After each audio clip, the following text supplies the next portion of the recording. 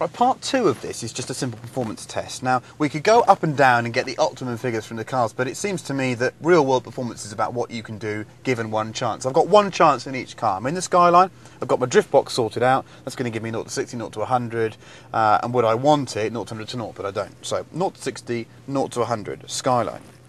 To achieve your optimum standing start in the Skyline R35, you have your transmission set to race mode, your dampers set to race mode, and your traction control off. Now what we do is put our left foot on the brake, right foot on the throttle. What it'll do is it'll build up to 4,000 RPM and then it'll do the lot for me, so I'm told. Give it a go.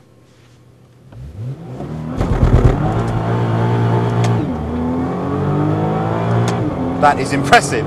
That is very, very impressive. Right, what do we got? Here we go. 0 to 60 in 3.8, 0 to 100 in 8.5. First time out. If ever you want a graphic demonstration of what these trick transmissions will do, it'll do that every single time. It doesn't matter what I do. It doesn't matter whether I'm feeling a bit off colour. All I've got to do is pull this little lever here on the right of the steering wheel and it'll replicate that every single time. No juggling with clutch, no cocking about. I love these transmissions.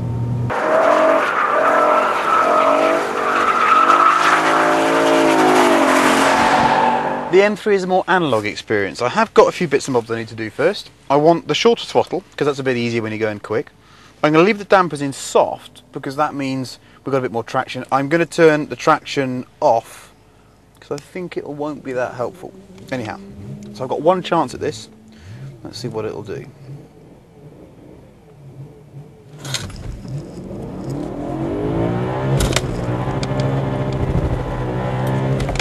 I've got massive wheel spin in second gear, so let's just see where we go. I got 0 to 60 in 5.2 on my slightly worn rubber, and I got 0 to 100 in 11.2.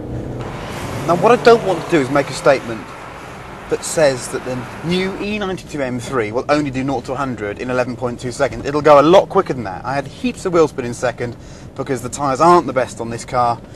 But even so, what you need to know is that if you want that on-demand performance, if you want to just accelerate as fast as you can in a Skyline, it's going to do 0 to 100 in 8 and a bit seconds. You do it in M3, you'll be lucky if you do it in 10 and a half, unless you get everything right, absolutely everything. Some people find that a wonderful challenge.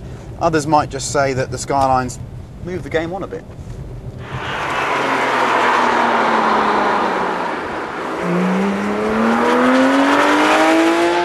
The Porche. What are we going to do here? Have a look down here. Buttons, buttons, buttons, buttons. We're going to have the traction control off. We're going to have the sport button on because that gives us a bit more torque. We'll leave the dampers soft because softer rear means more traction. First gear, well, they've got quite a bit of traction these, so let's go, I don't know, 4 and a bit, dump the clutch, see what it'll do.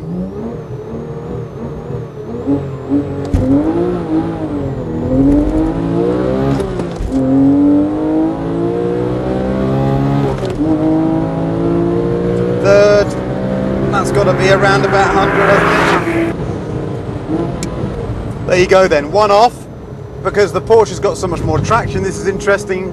4.7 to 60 and 9.6 to 100. So yeah, I've not got it perfect off the line. I had too much wheel spin.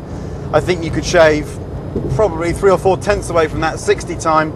But the moment I got second, God, it's just gone. Whoosh, traction, a 305 section rear, sticky cup tyre, and loads of torque, and it's flown away, whereas the M3 was just left with no traction whatsoever. And 9.6 to 100 we said? 9.6 to 100. It's pretty impressive, but it's still 1.1 seconds behind the Skyline, and you'll need to be on top of your game and extract all that power at the top end.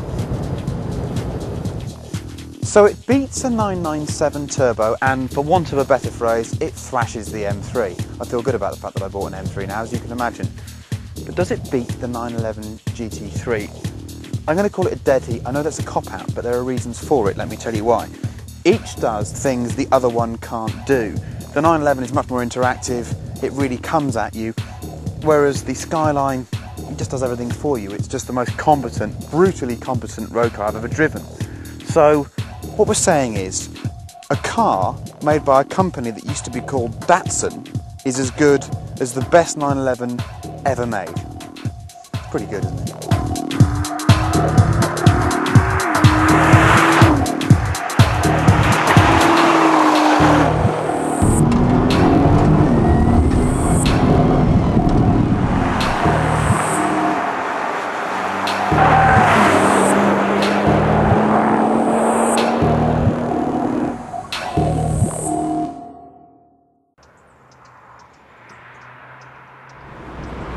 The story of Lotus's fortunes is a classic roller coaster. One minute they've got zillions of pounds, loads of engineering products, and they're selling lots of cars. The next minute they've got no money at all, and all their engineers are becoming delivery drivers to make sure they don't get made redundant.